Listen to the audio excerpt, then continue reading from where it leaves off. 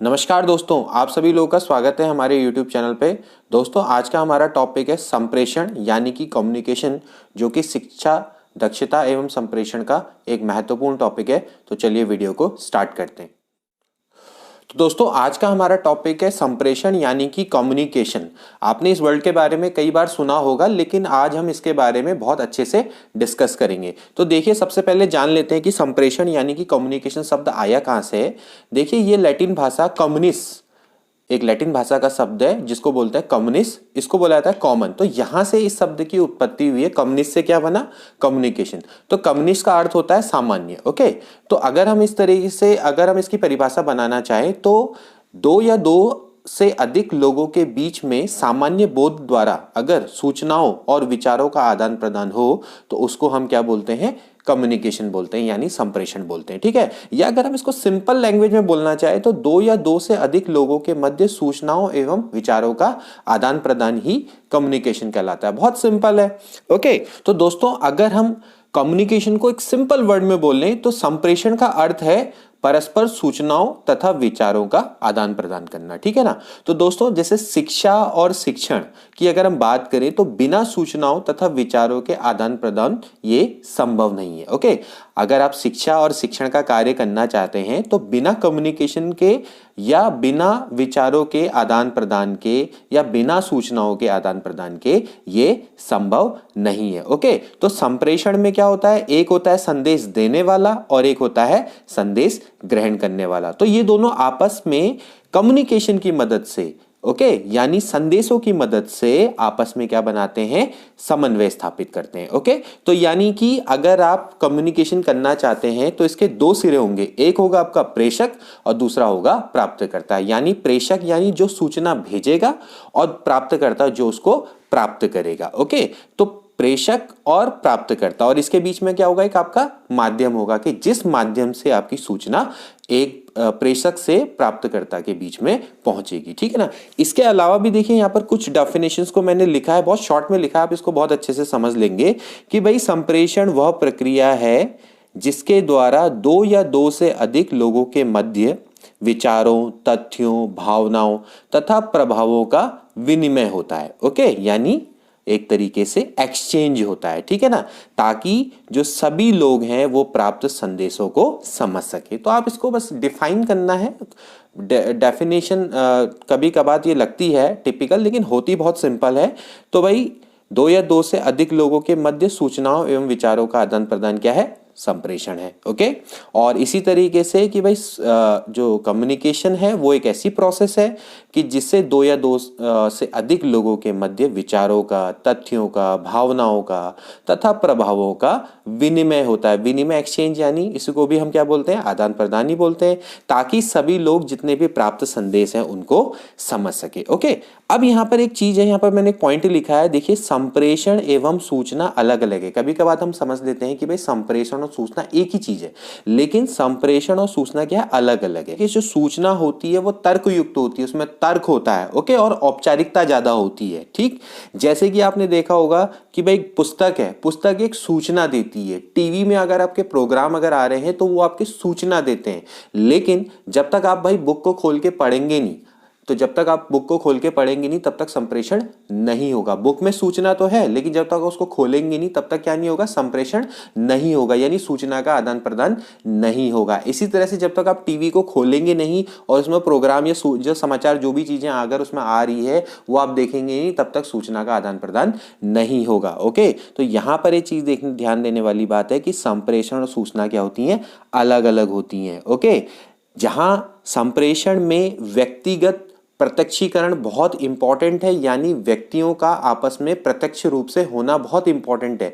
आप जैसे कि देख सकते हैं, यहाँ पर लिखा है मैंने कि द्विवाही प्रक्रिया, संप्रेषण आपकी क्या होती है? द्विवाही प्रक्रिया। तो इसमें यानी इसमें दो पक्ष तो होने ही चाहिए। ठीक है ना, एक होगा प्रेषक, एक होगा प्राप्तकर्ता। तो जब तक दो पक्ष संभव नहीं है तब तक आपका संप्रेषण भी संभव नहीं है। ओके, तो इसमें व्यक्तिगत प्रत्यक्षीकरण होना बहुत ही इंपॉर्टेंट है, लेकिन जो सूचनाएं होती हैं वो आपकी क्या होती हैं?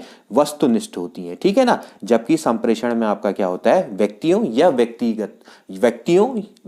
या व्यक्तियों का प्रत्यक्षीकरण आवश्यक होता है। तो दोस्तों, शिक्षण और शिक्षण प्रक्रिया बिना संप्रेषण के पॉसिबल नहीं है। ओके, जैसे कि आप अगर शिक्षक होने के नाते अपने छात्रों से कुछ कहते हैं या अपने प्रधानाचार्य से कुछ कहते हैं या छात्र आपको कुछ बताते हैं या आप उनसे कुछ क्वेश्चन आंसर पूछते हैं या प्रधानाचार्य आपको बुलाते हैं या आदेश देते हैं या आपकी प्रशंसा करते हैं या आलोचना करते हैं, ठीक है ना, तो ये सारा का सारा क्या है, संप्रेषण की प्रक्रिया का पार्ट है। अगर विद्यालय में अगर आप हैं तो आप छात्रों से कम्युनिकेट करेंगे, आप अपने प्रधानाचार्य से कम्युनिकेट करेंगे। तो जब तक संप्रेषण नहीं होगा तब तक शिक्षक अपनी शिक्षण प्रक्रिया को चालू नहीं कर सकता, यानी शिक्षण प्रक्रिया संभव नहीं है। तो इसलिए शिक्षा में संप्रेषण का बहुत अधिक महत्व है। देखिए दोस्तों, यहाँ पर बर्नार्ड ने अपनी एक डेफिनेशन दी है, जिसको भी यहाँ पर मैंने लिखा है। वैसे तो कई सारे शिक्षाविद ने अपनी डेफिनेशन दी है, लेकिन ये डेफिनेशन मुझे काफ़ी इंपॉर्टेंट लगी तो मैंने यहाँ पर लिख दी है। एग्जाम की दृष्टि से हो सकता है कि ये आ जाए। ओके, तो यहाँ पर लिखा है भी, संप्रेषण वह साधन है जिसके द्वारा व्यक्ति एक ही संगठन में एक दूसरे के साथ जुड़े हुए होते हैं, ओके, जिससे एक साझा या सामान्य उद्देश्य प्राप्त किया जा सके। तो भाई, कम्युनिकेशन का मतलब ही यही है कि एक संगठन में कई सारे व्यक्ति एक साथ जुड़े हुए हैं जिससे कि एक साझा या सामान्य उद्देश्य, यानी कि कॉमन आपका जो एम है या सूचना है उसको प्राप्त की जा सके। या कॉमन सूचना जब आप एक दूसरे से साझा करेंगे तो उससे भी जो भी आपके जो सामान्य उद्देश्य हैं उनकी प्राप्ति हो सके। तो संप्रेषण एक तरीके का साधन है। ओके, ये बड़ी इंपॉर्टेंट डेफिनेशन है, बर्नार्ड ने इसको दी थी। ठीक, तो यहां पर आई होप कि आपको संप्रेषण का मतलब अच्छे से समझ में आ गया होगा।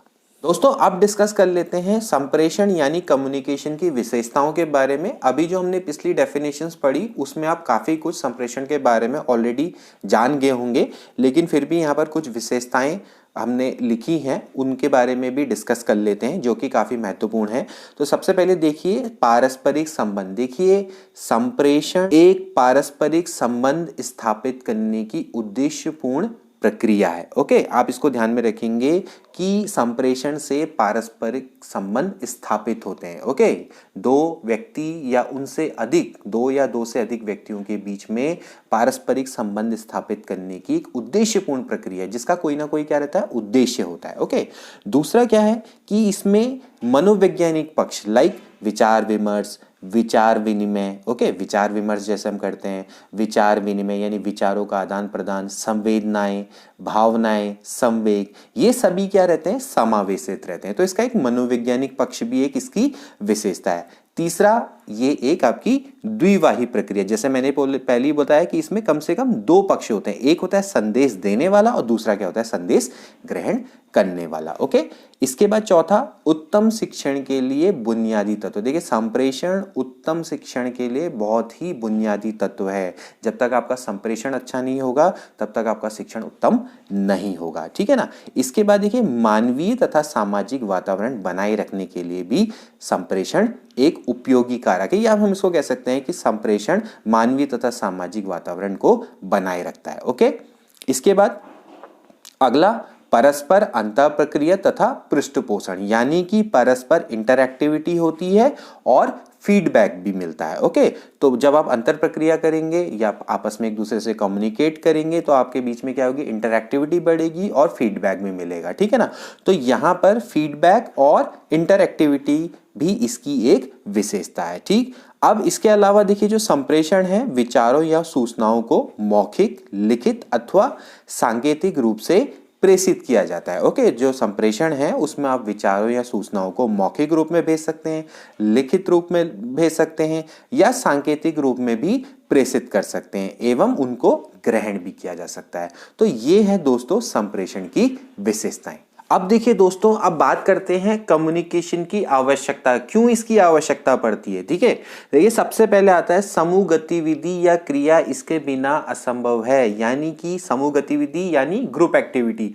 तो अगर एक समूह में कई लोग आपस में जुड़ना चाहते हैं तो बिना संप्रेषण के ये क्या है, असंभव है। ओके दोस्तों, संप्रेषण किसी भी संस्था की आंतरिक कार्यप्रणाली के लिए बहुत ही आवश्यक होता है, क्योंकि इसके बिना मैनेजमेंट संभव नहीं होता है। ओके, तो ध्यान रहे, समूह गतिविधि या क्रिया इसके बिना असंभव है। ओके, अब देखिए दूसरा पॉइंट, संस्था के लक्ष्यों को स्थापित करने और उनका प्रसार करने के लिए भी संप्रेषण की आवश्यकता रहती है। ठीक है ना। तो देखिए, अगर आप कोई भी संस्था स्थापित करते हैं, उनके लक्ष्यों को स्थापित करते हैं और उनका प्रसार करना चाहते हैं, तो बिना कम्युनिकेशन के, बिना संप्रेषण के वो संभव नहीं है। कि कोई भी आप इंस्टीट्यूशन की अगर आप बात करें, ठीक है ना, जैसे सपोज करो हमने एक कोई इंस्टीट्यूशन स्थापित किया या कोचिंग सेंटर स्थापित किया, तो अगर आप उसका प्रसार नहीं करोगे, संप्रेषण की मदद से आप उसको कम्युनिकेट नहीं करोगे, तो जो भी आपके लक्ष्य हैं वो आप उसको अचीव नहीं कर सकते। ओके, तो यहां पर ध्यान रहे कि संस्था के लक्ष्यों को स्थापित करने और उनका प्रसार करने के लिए भी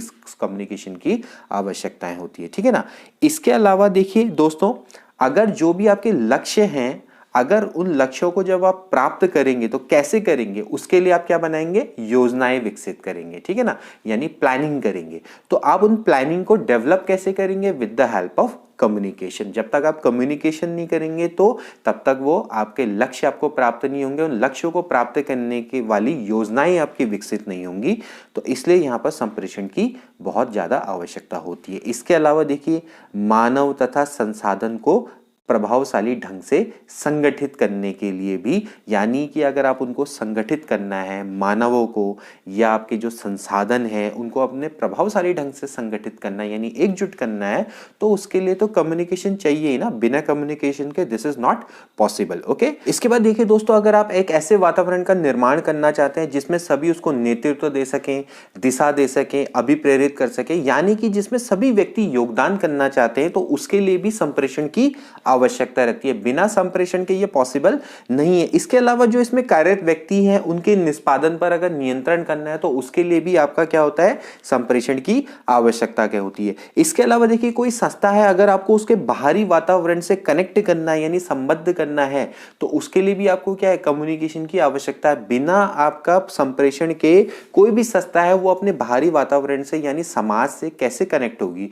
वो आपका कनेक्शन पॉसिबल नहीं है। ओके, तो यहां पर संस्था को उसके बाहरी वातावरण से संबद्ध करने के लिए देखिए, आधुनिक समय की बात करें तो जैसे फेसबुक है, ट्विटर है, यूट्यूब है, और भी कई प्रमोशन की चीजें हैं जहां पर आप क्या कर सकते हैं, प्रमोशन का मतलब एक्चुअली है क्या, एक तरीके का कम्युनिकेशन है। आप कम्युनिकेशन से क्या कर सकते हैं, आप किसी भी संस्था को उसके बाहरी वातावरण से क्या कर सकते हैं, संबद्ध कर सकते हैं, यानी प्रमोशन कर सकते हैं। ओके, तो यहां पर देखिए संप्रेषण कितना इंपॉर्टेंट है ये आप समझ रहे होंगे इस टॉपिक के माध्यम से। अब बात करते हैं दोस्तों कम्युनिकेशन यानी कि संप्रेषण के वर्गीकरण की। देखिए, वैसे तो साधारणतः इसको दो वर्गों में वर्गीकृत किया जा सकता है।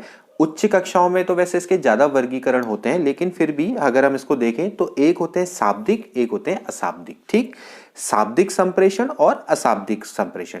शाब्दिक से सीधा सा मतलब है कि जिसमें हमारी भाषा का प्रयोग होगा, उसको हम क्या बोलेंगे, शाब्दिक संप्रेषण बोलेंगे। अशाब्दिक में भाषा का प्रयोग नहीं होगा। यहां पर किसका प्रयोग होगा, संकेतों का, आपके हाव भाव का, मुख मुद्रा का। ठीक है ना। तो ये हो गया दोस्तों शाब्दिक संप्रेषण और ये हो गया अशाब्दिक संप्रेषण। तो देखिए, शाब्दिक संप्रेषण को भी हम आगे जाके दो पार्ट में डिवाइड कर सकते हैं। एक होता है मौखिक संप्रेषण, एक होता है लिखित संप्रेषण।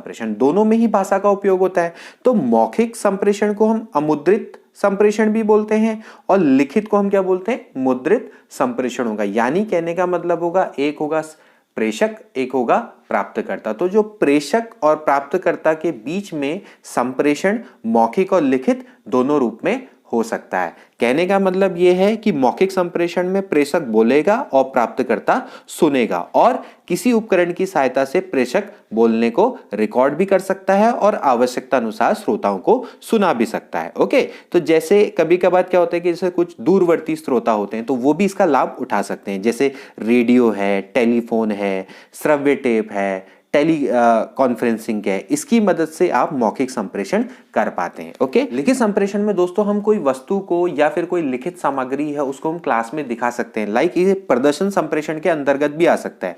जैसे कि सपोज कर हम कोई मानचित्र है या ग्लोब या चार्ट चित्र, जो अगर हमारे पास लिखित सामग्री है उसको हम क्या कर सकते हैं, क्लास में प्रदर्शित कर सकते हैं या बच्चों को हम लिखने के लिए भी दे सकते हैं। तो वहां पर आपका जो संप्रेषण होगा वो क्या होगा, लिखित रूप में आएगा। ओके, तो इसको क्या बोलेंगे, आपका लिखित संप्रेषण बोलेंगे। इसमें जैसे आपका कोई ऑडियो वीडियो है वो भी आपका क्या कर सकता है, या श्रव्य दृश्य सामग्री है वो भी आपकी क्या हो सकती है, लिखित संप्रेषण में आ सकती है। ओके, अब बात आती है अशाब्दिक संप्रेषण की। देखिए अशाब्दिक संप्रेषण में तो आप क्या करेंगे कि भाई सिर्फ संकेत देंगे, जैसे सर हिलाना है या आंखें आप झपका सकते हैं, ठीक है ना, या आप मुख मुद्रा से आप बता सकते हैं कि हाँ सही है, हाँ या ना में हूँ हाँ करके आप जवाब दे सकते हैं। तो ये आपके चेहरे के हाव भाव है। तो ये आपका कैसा संप्रेषण है, अशाब्दिक संप्रेषण है। ओके, अब बात कर लेते हैं देखिए दोस्तों इनके घटक की। देखिए संप्रेषण के, अगर मैं शिक्षा में संप्रेषण की बात हो रही है, यहाँ पर जो सारा टॉपिक चल रहा है वो शिक्षा में संप्रेषण की बात हो रही है।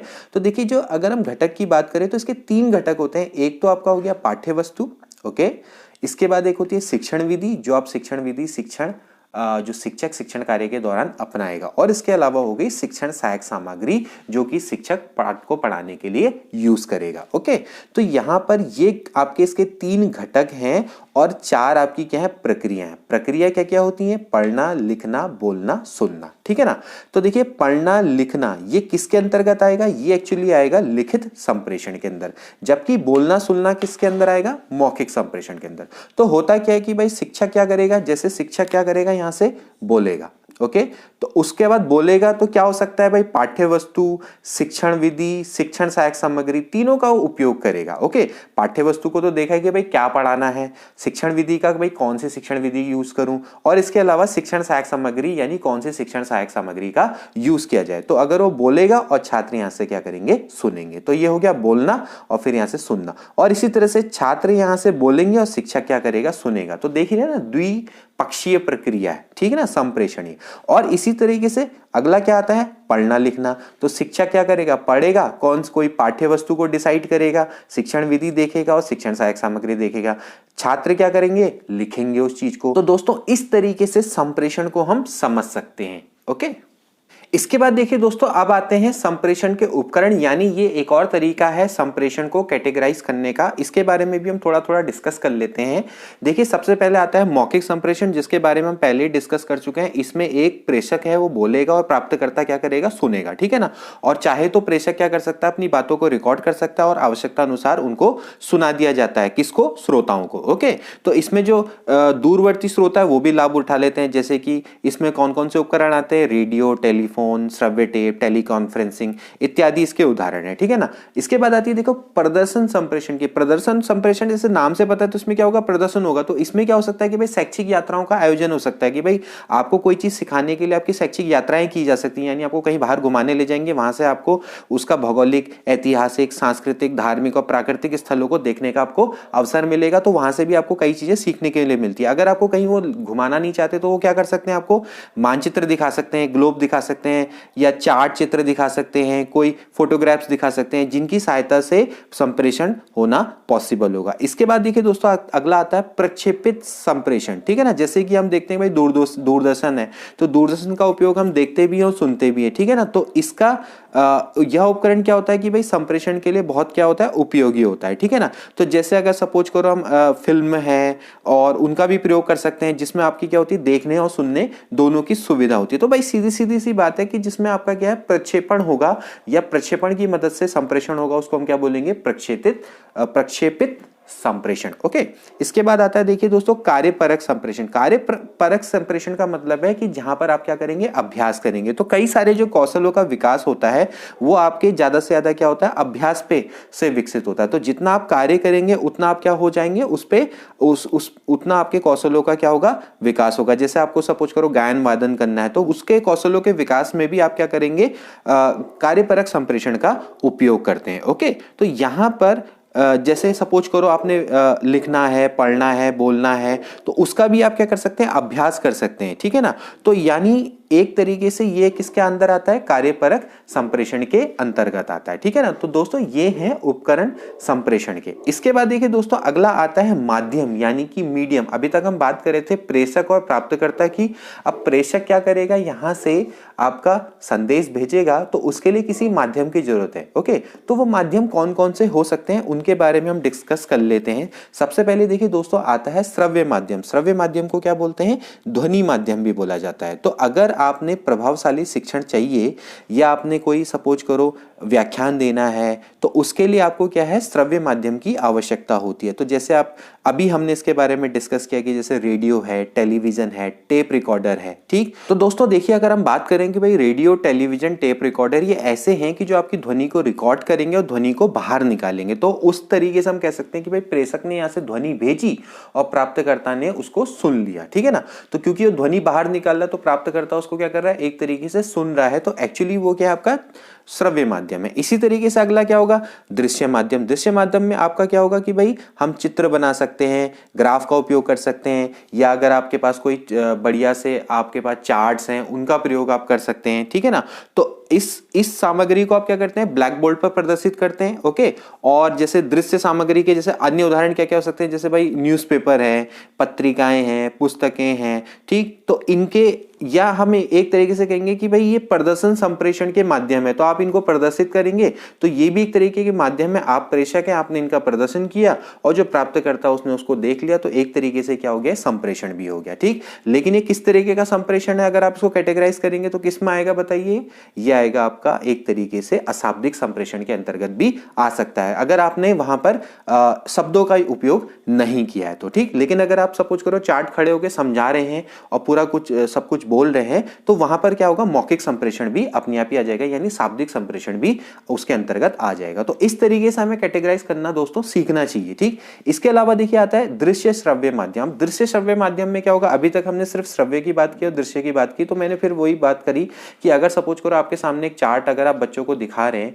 तो अगर आप उसके बारे में उनको समझाते भी हैं कि भाई कि बच्चों ये चीज़ यहाँ पर है, ये चीज़ यहाँ पर है, और सपोज करो आप भूगोल में कोई चीज़ पढ़ा रहे हो और पर्वतों के बारे में बता रहे हो, या सपोज करो आप महाद्वीपों के बारे में डिस्कस कर रहे हो, तो वहां पर आप क्या करोगे कि उनको चित्र तो दिखाओगे, चार्ट तो दिखाओगे, इसके अलावा आप क्या करोगे, वहां पर उन चीजों को डिस्कस भी करोगे, तो वो किस में आ जाएगा, दृश्य श्रव्य माध्यम में आ जाएगा। सिमिलरली जैसे अगर आप ब्लैक बोर्ड है, ब्लैक बोर्ड पर अगर आप कुछ लिखते हो तो आप लिख भी रहे हो और मतलब दिखाई भी दे रहा है और आप उनको साथ में बोल के समझा भी रहे हो, तो वो भी किस में आ जाएगा, दृश्य श्रव्य माध्यम में आ जाएगा। ध्यान रखिएगा दोस्तों, यहाँ पर हम शिक्षण सहायक सामग्री की बात नहीं कर रहे हैं। शिक्षण सहायक सामग्री दृश्य श्रव्य में अलग होती है। अभी आप बोलोगे कि भाई आपने तो पढ़ाया था कि भाई जो ब्लैक बोर्ड होता है वो तो दृश्य माध्यम के अंदर, दृश्य सहायक सामग्री के अंतर्गत आता है। हम यहाँ पर माध्यम की बात करें। माध्यम आपका कैसा है, दृश्य श्रव्य। ब्लैक बोर्ड आपका दृश्य श्रव्य माध्यम हो सकता है। अगर आप ब्लैक बोर्ड में खाली लिख के बस खड़े हो जाएं तो वो आपका क्या रहेगा, दृश्य माध्यम हो जाएगा। लेकिन अगर आप वहां पर ब्लैक बोर्ड में उस चीज को समझाने भी लग जाएंगे तो आपका क्या बन जाएगा, दृश्य श्रव्य माध्यम बन जाएगा। और वैसे भी अगर आपको प्रभावशाली शिक्षण करना है तो दृश्य श्रव्य माध्यम बहुत ज्यादा इंपॉर्टेंट है। अगर आप चार्ट को बस बच्चों के सामने रख देंगे और उसको समझाएंगे नहीं तो उनको समझ में कैसे आएगा, है ना। तो उसके लिए आपको क्या है, उसको समझाना भी चाहिए और दिखाना भी चाहिए। तो इसके लिए इसका मतलब यह है कि आप जितना से ज्यादा अधिकतम इंद्रियों का प्रयोग करेंगे तो उतना ही आपका शिक्षण क्या होगा, प्रभावी होगा और उतना ही संप्रेषण बढ़िया होगा, ठीक। इसके बाद देखिए दोस्तों अगला आता है दूर संचार। देखिए दूर संचार यानी टेलीकम्युनिकेशन भी बड़ा इंपॉर्टेंट इस समय पे माध्यम है संप्रेषण का। देखिए कई आप देखते होंगे कि भाई कई सुविधाएं इस समय पर आपको टेलीकम्युनिकेशन की मदद से मिल जाती हैं। ओके, और जैसे सपोज करो आप कोई सुविधाएं दे रहे हैं, जैसे लाइक अगर कोई बैंक की है, अगर वो आपको कोई सुविधा देना चाहता है तो आप वो क्या करता है, वो आपको टेलीकम्युनिकेशन ही फोन के माध्यम से भी बताता है, ठीक है ना। और कई टाइप की जो चीजें हैं लाइक कंप्यूटर, अगर आप इंटरनेट का भी उपयोग करते हैं तो इंटरनेट में भी क्या होता है कि आपको दूर संचारी तो है एक तरीके का ना, टेलीकम्युनिकेशन है, तो वहां के माध्यम से भी आपको क्या होता है, कई तरह के संप्रेषण मिलते हैं, ठीक। ईमेल सिस्टम है तो ईमेल सिस्टम भी क्या आता है, आपका एक दूर संचार के अंतर्गत आता है, ठीक। तो कहने का मतलब है कि आपको दूर से संचार हो रहा है, किसके माध्यम से, इलेक्ट्रॉनिक के माध्यम से, तो वो भी आपका क्या आता है, दूर संचार। ये भी आपका क्या है, संप्रेषण का माध्यम है ना। टेलीकम्युनिकेशन तो सबसे बड़ा माध्यम है। तो इस तरीके से हम क्या कर सकते हैं, इसको कैटेगराइज कर सकते हैं। और इसके अलावा क्या आती है, टेली कॉन्फ्रेंसिंग आती है। टेली कॉन्फ्रेंसिंग कॉन्फ्रेंसिंग भी एक तरीके का इसी तरीके से है कि भाई व्यक्तियों के एक समूह को आप क्या कर सकते हैं, एक दूसरे के सामने श्रव्य तथा दृश्य माध्यमों के से हम क्या कर सकते हैं, आपस में कनेक्ट कर लेते हैं। जैसे टेली कॉन्फ्रेंसिंग होती है भाई, कई सारे लोग आपस में एक दूसरे से जुड़ जाते हैं, ठीक, लाइक जैसे गूगल मीट है, गूगल मीट से कई लोग आपस में जुड़ जाते हैं, तो वो एक तरीके की क्या है, टेली कॉन्फ्रेंसिंग है। तो वहां पर भी क्या होता है, आपस में सूचनाओं का आदान प्रदान होता है, विचारों का आदान प्रदान होता है, ओके, संवेग और है जो आपकी भावनाएं उनका आदान प्रदान होता है, एजुकेशन का आदान प्रदान होता है। तो वो भी आपका क्या है, संप्रेषण को हम कह सकते हैं कि आदान प्रदान का माध्यम है। तो इस तरीके से श्रव्य माध्यम, दृश्य माध्यम, दृश्य श्रव्य माध्यम, दूर संचार, टेली कॉन्फ्रेंसिंग, ये सारे के सारे आपके क्या हैं, संप्रेषण के बहुत ही महत्वपूर्ण माध्यम है। इनको आप ध्यान में रखेंगे। तो दोस्तों आज के लिए इतना ही। आई होप कि ये टॉपिक आपको बहुत अच्छे से समझ में आया होगा। अब ये चैप्टर हमारा दोस्तों खत्म हो चुका है, इसके बाद हम नए अध्याय की ओर को बढ़ेंगे। तो मिलते हैं अगली वीडियो में। Till then take care and good bye.